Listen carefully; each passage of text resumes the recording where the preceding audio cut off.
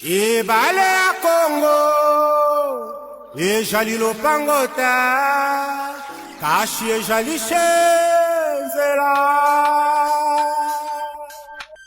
Yahweh, Yahweh, benisa Congo. Yahweh, Yahweh, batela mitongo. Yahweh, Yahweh, benisa mitongo. Yahweh, Yahweh, batela mitongo. Bana Congo, tala mukananu na pangito tala nenge toko piko bombisa koka bakoko batikela biso. Bana Congo, tala mukananu na pangito tala nenge toko piko linga na koyokana na mboka oyo bakoko batikela biso. Congo pena okindo kijoni ozo mema serke bena yo moko na mutubo mwana paso kosi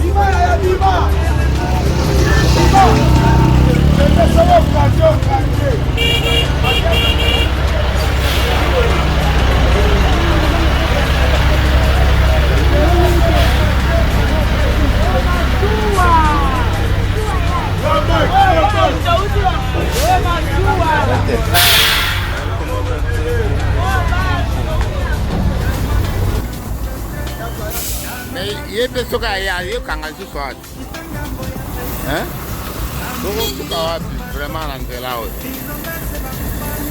hein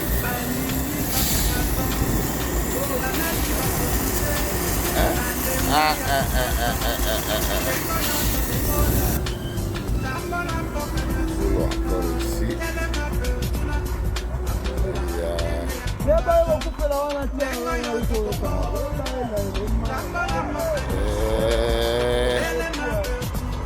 ba otindi kaya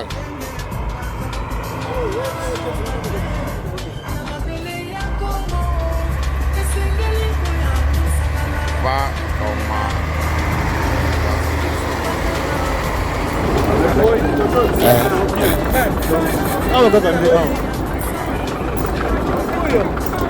On 11h à 17h.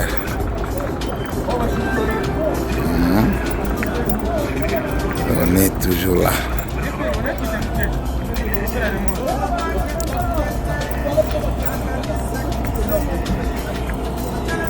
Trois véhicules en panne sur ces petits tronçons. En dehors des chantiers, il y a encore les véhicules en panne pour poser assez de problèmes.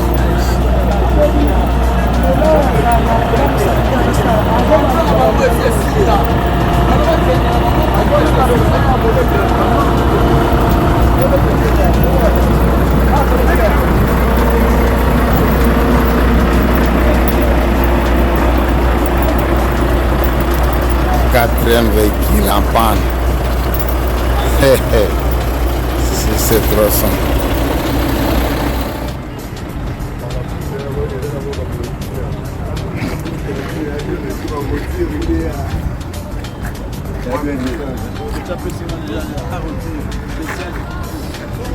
Il y a pas fini ma belle.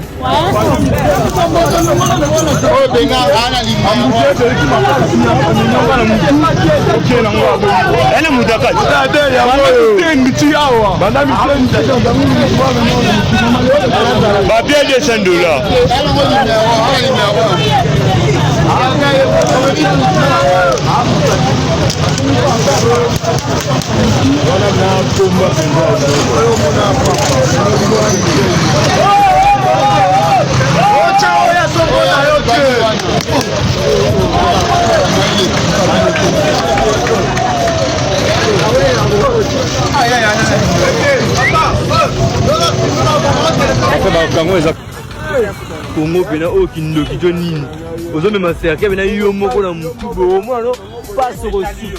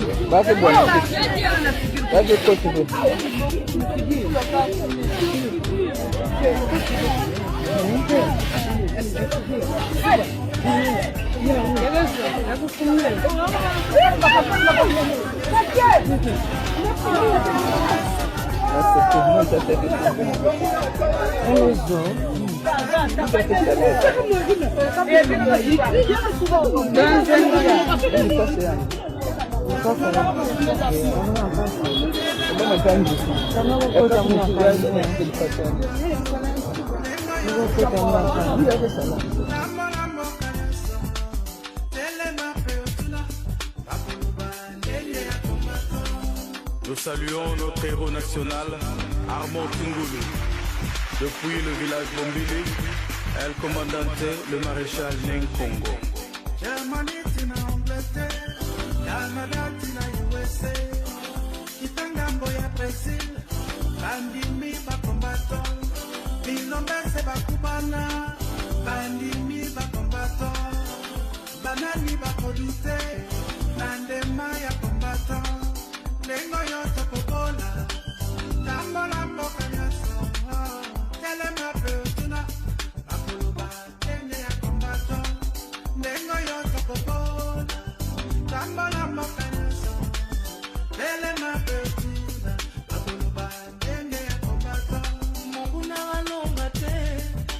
Oh, père, tu as le motem.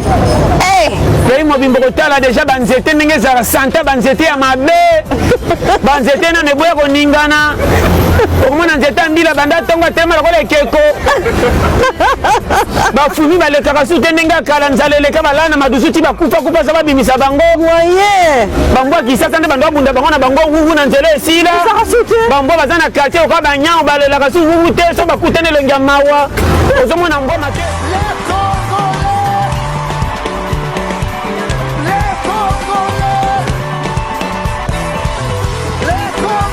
Comment avez-vous trouvé la ville de Goma? Je suis vraiment étonné parce que c'était ma première fois d'arriver à Goma.